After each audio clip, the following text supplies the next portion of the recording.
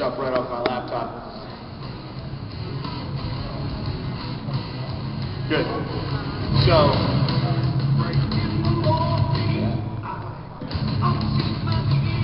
yeah, I mean, just feel free to ride that when we're, you know what I mean, when I'm playing stuff, just to make sure everybody can hear. All right. That was a band that I used to be in, called Major Deacon. We were a metal band. Yeah. And, yeah, I played drums for him. Anyway, my name is Tom Wayland, and I've been working on anime and anime-related things for a long time. I used to work for Central Park Media. Does anybody remember Central Park Media? Hey, all right, good. Yeah, they're not around anymore. Unfortunately, they went under. But it was a great run while it lasted. I worked there for a little over 4 years, producing and then directing a lot of anime programs, a lot of the, you know, the English language versions of things. And then I ended up working independently. I had my own company for a while, which was called Tripwire, and then basically Central Park Media or other companies would come to me as an external vendor to produce, localize their, as they call it in the business, localize their anime into English. And for kids, scooped me up, and I directed a bunch of stuff for them. I directed a show called Mew Mew Power. Does anybody remember Mew Mew? Tokyo Mew Mew, as most of you would know it. And I directed Magical Do Re Mi. I ended up getting all the little girl shows, which was, I thought was kind of funny based on the other work that I've done that you probably know about.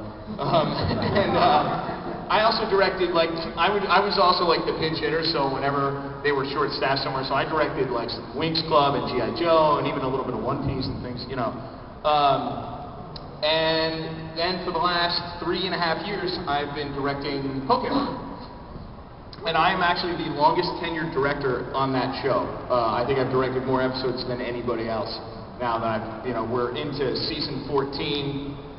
I think what's airing tomorrow morning is like episode 12 of season 14. Recording-wise, we're about halfway through season 14. So, you know, we're always trying to stay as far ahead of the TV broadcast as we can, because that way when, you know, problems come up, whatever, you never caught with your pants down. I've also recorded, I think, the last 4 Pokemon movies, like movies 10 through 13. And in addition to all that stuff, I do a lot of voice acting. I always get listed as an industry guest at these things, and I guess because I have more and wider reaching experience than most of the guests that ever come to these things, because I've directed and produced and written and acted in hundreds of programs. But I voice act a lot, and I'm in a bunch of shows. I've been in a lot of things over the years. Okay, great. Hello. Oh yeah. Can you hear me? Hey, how you doing? All right. I didn't recognize you, and these are your work clothes, obviously.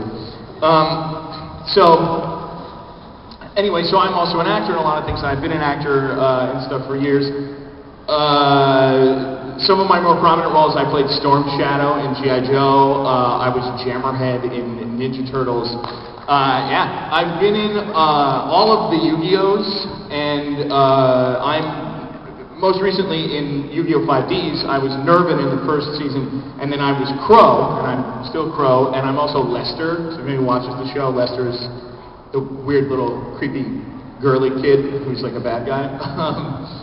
And also in Pokemon, I do like 50,000 voices. Did you guys go to opening ceremonies today? Woo! Yeah. All right. Did anybody not go to opening ceremonies today? Some of you? All right. So let me just track down some of my videos here, because I actually made a little video compilation of a bunch of the Pokemon creatures that I play. Hang on.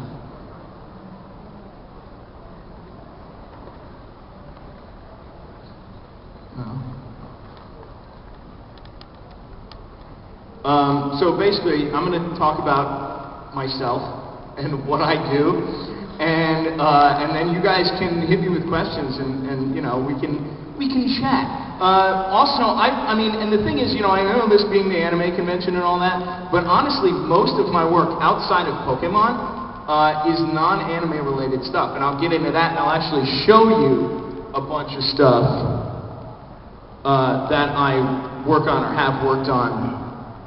A couple of things that I'm working on right now that are pretty new, that are pretty damn spectacular. So, anyway, here's a little reel of some of the Pokemon people that I've played. Prepare for justice! I must confess, I wouldn't really mind if you were to battle with me.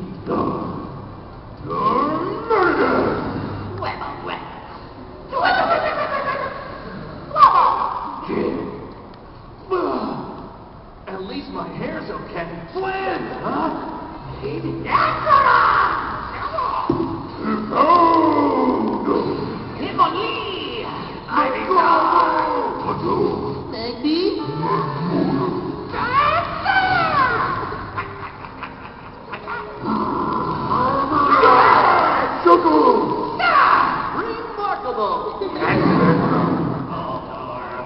Later, Paul.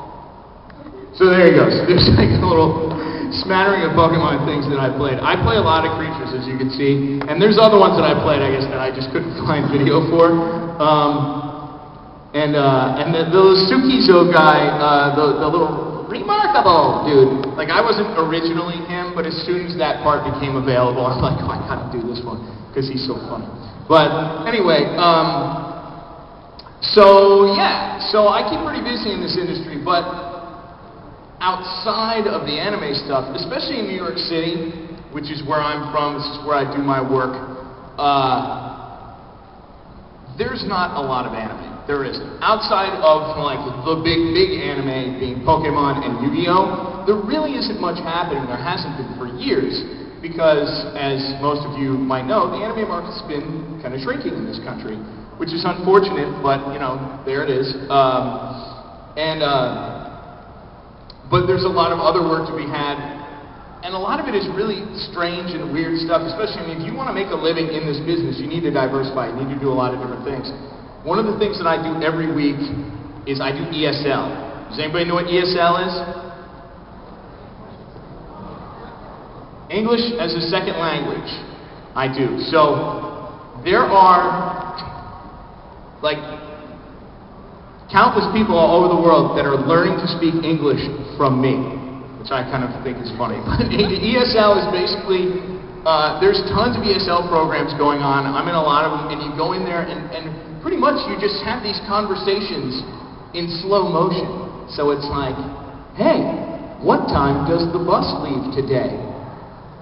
3 o'clock? Oh, that's too late for me. You know? And a lot of them, especially, I find a lot of these things, they're social situations. They're trying to interact with other people in English or in American, because sometimes they want you to be purposefully slangy and use like woulda, shoulda, gonna kind of things, because that's how we really talk. No one talks with like perfect written grammar. If you do, you know, it's just weird. It doesn't sound natural. So a lot of these programs want people to speak naturally.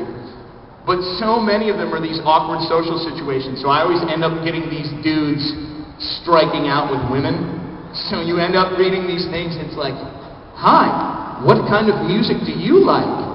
Oh, I like hip-hop. Oh, I don't like hip-hop at all. And like literally that's what we're using to teach these people, but it's kind of funny. I also work on audiobooks. Anybody listen to audiobooks? Yeah? All right. So, audiobook business is big business in New York City.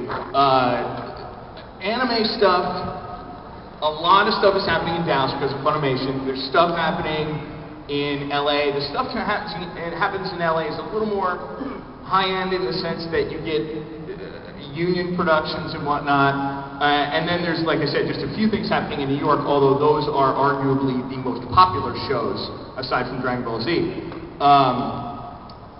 But the audiobook business, that's mostly in New York City. And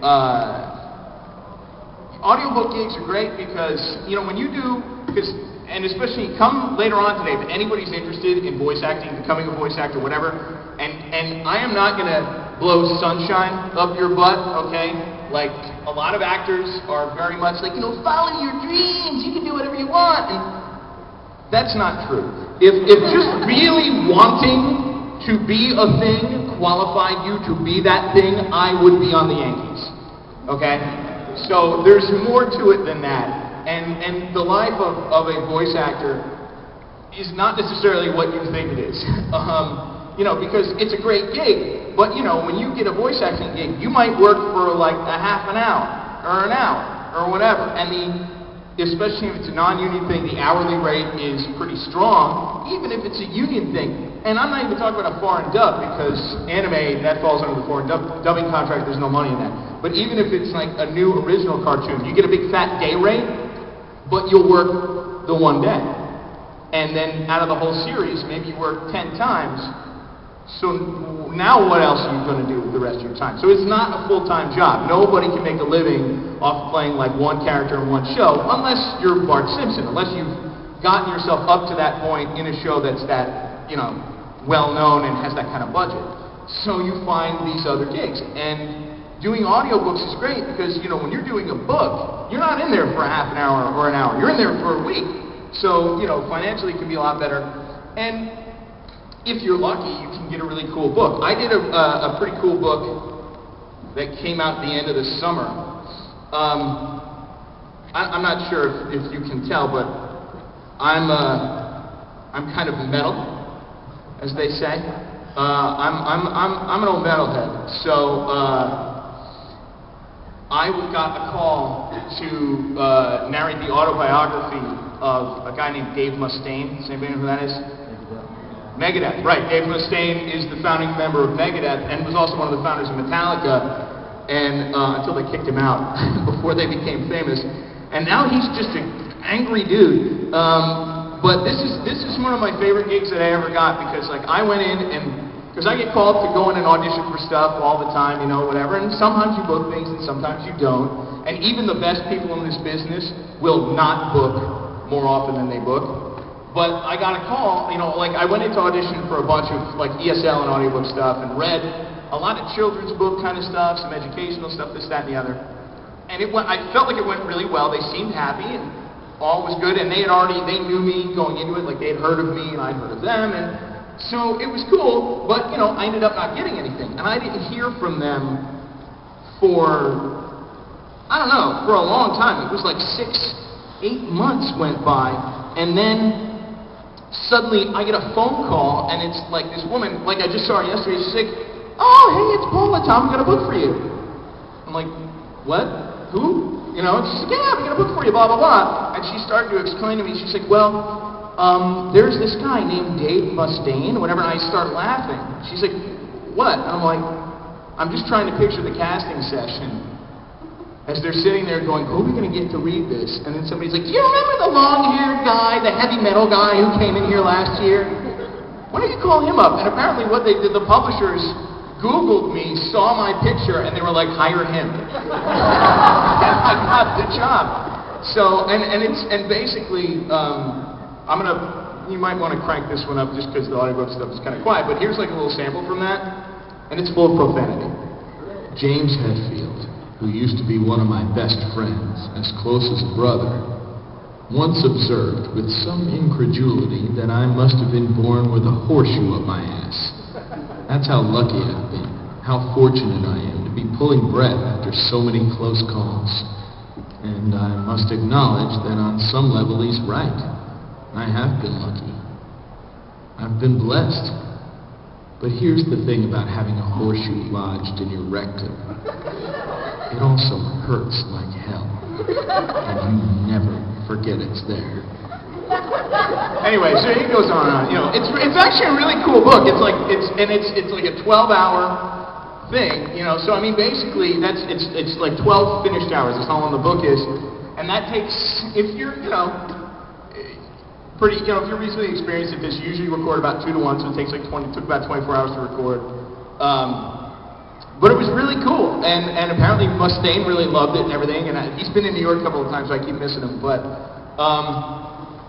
yeah, and anytime I get paid to sit there and because he gets really pissed off, and I don't know if anybody is familiar with him. He's an angry dude, and just shout obscenities into a microphone and then they give me a check afterwards. It's the best thing ever. So anyway.